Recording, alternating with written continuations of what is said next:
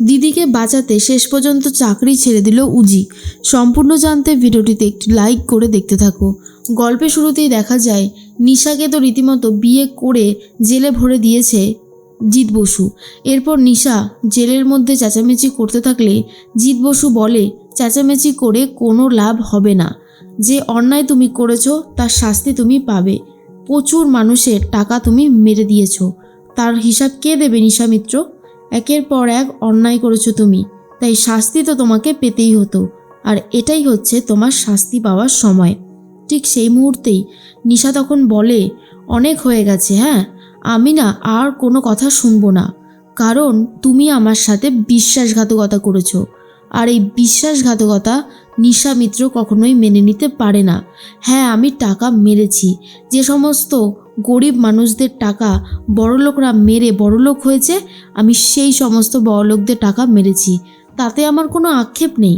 বরং আমার মনে হয় আমি একদম ঠিক কাজটাই করেছি, যেটা করে আমার শান্তি লেগেছে। এরপরে জিৎ বলে, ক্রাইম ইজ ক্রাইম, সে তুমি যেটার জন্যই করো না কেন নিশা মিত্র। আমি জানি তোমার আমার উপর রাগ হচ্ছে, আর রাগ হওয়াটাই স্বাভাবিক, কিন্তু কাজটা যে আমাকে করতেই হতো। অনেক দিন ধরে ওয়েট করছিলাম কবে আমি এই কাজটা ঠিকঠাকভাবে করতে পারি, তো অবশেষে করতে পেরেছি, এখন আমি অনেক বেশি নিশ্চিন্ত। এরপরে নিশা বলে, কি ভেবেছেন আমাকে এখানে সারা জীবন রেখে দেবেন? পারবেন না, কোনোভাবেই আপনি আমাকে এখানে রাখতে পারবেন না। সেইটা আপনার কোনো দিনও সেই শখটা পূরণ হবে না। আমি এখান থেকে বেরোবই। নিশা মিত্র কোনো কাঁচা কাজ করে না। হ্যাঁ, আমার উকিল লাগবে। উকিল কোথায়? জিৎ বসু বলে, জানতাম তো যে আপনি ঠিক এখানে এসে উকিলের ব্যবস্থা করবেন, তাই আগেভাগেই আমি সমস্ত কাজবাজ সেরে রেখেছি। আর আজকের দিনটা, তারপরেই কাল সকালবেলাতেই আমি আপনাকে নিয়ে যাব কোর্টে। কোর্টে তোলা হবে আপনাকে। নিশা মিত্র জিৎ বসুর এই কাণ্ড কারখানা দেখে অবাক হয়ে যায় আর বলে, মানে তিলে তিলে আমাকে তুমি ইচ্ছে করে ফাঁসিয়েছ। একটা কথা কি জানো জিৎ বসু, তুমি এইভাবে আমাকে বেশি দিন লকআপে আটকে রাখতে পারবে না। নিশা মিত্র বেরোবেই। এরপরেই জিতের খুব মাথা গরম হয়ে যাচ্ছে নিশার কথাগুলো শুনে, তাই জিৎ সেখান থেকে সরে যায়। আর অন্যদিকে উজিকে সাসপেন্ড করে দেবে বলে একটা লেটার লিখতে বলে কনস্টেবলকে। তখনই জিতের টেবিলে এসে রীতিমতো নিজের রেজিগনেশন লেটার ছুঁড়ে মারে উজি মিত্র আর বলে, স্যার, আমার রেজিগনেশন লেটার।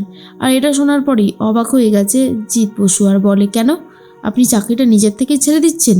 তখনই উজি বলে, হ্যাঁ, কারণ আপনি তো না হলে আমাকে ছাঁটাই করে দেবেন, তার থেকে ভালো সম্মানের সাথেই বেরিয়ে যাওয়া। সত্যি কথা কি জানেন, আপনিও ক্রাইম করেছেন, আপনিও আমার দিদিকে ঠকিয়েছেন, আমাকে অসম্মান করেছেন, মিথ্যে কথা বলেছেন, যা আমি কখনো বলিনি সেটা আপনি আমার দিদির কাছে মিথ্যে বানিয়ে বলেছেন। আর কত অন্যায় করবেন স্যার? হ্যাঁ, মানছি আমি অন্যায় করেছি, কিন্তু আমি আমার দিদিকে সবটা বুঝিয়েছিলাম, আপনাকেও আমি সত্যিটা বলে দিতাম, কিন্তু তার জন্য লাগতো একটু সময়। আপনি সেই সময়টুকুই আমাকে দিতে পারলেন না। যাই হোক, সেটা অন্য কথা। আর এখন থেকে আমি এখানে চাকরি করি না, আমি একজন সাধারণ মানুষের মতোই সাধারণ হয়েই এখানে এসেছি একটা কথা বলতে। আমি আমার দিদির পাশে থাকবো। আমার দিদি অন্যায় করেছিল, কিন্তু এই যে আপনি ওকে ঠকালেন, এতে ওর রাগ আর জেদ আরোই চেপে গেছে।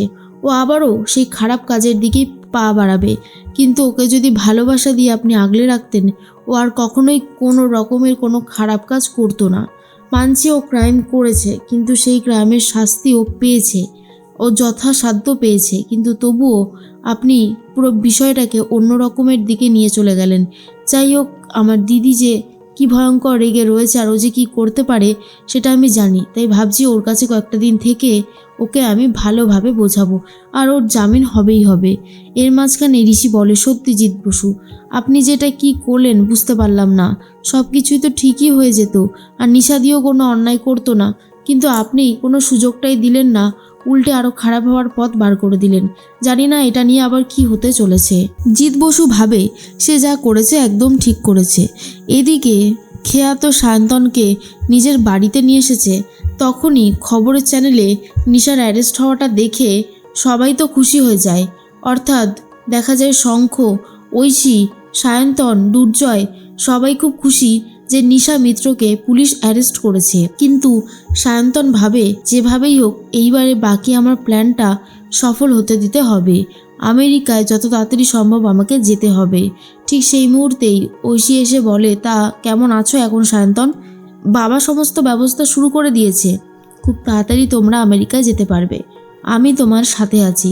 সায়ন্তন তো শুনে খুব খুশি হয়ে যায় আর বলে ধন্যবাদ। এর মাঝখানে ঐশী বলে, বাড়ির 2 জামাই ব্যবসাটা সামলাবে, আমাদের ব্যবসাটা কত বড়, আর তা না করে শুধু একা ঋষি সামলাবে, সেটা হতে পারে না।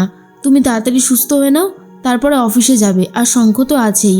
শুনে সায়ন্তন ভাবে, যাক, আমি তো ওই বিজনেসেই ঢুকতে চেয়েছিলাম, দিদিভাই এই কথাটা বলে খুব ভালোই করেছে। এর মাঝখানেই ঋষি বলে, উজি মন খারাপ করো না, দেখবে তোমার দিদিকে ঠিক আমরা বার করে নিয়ে আসবো।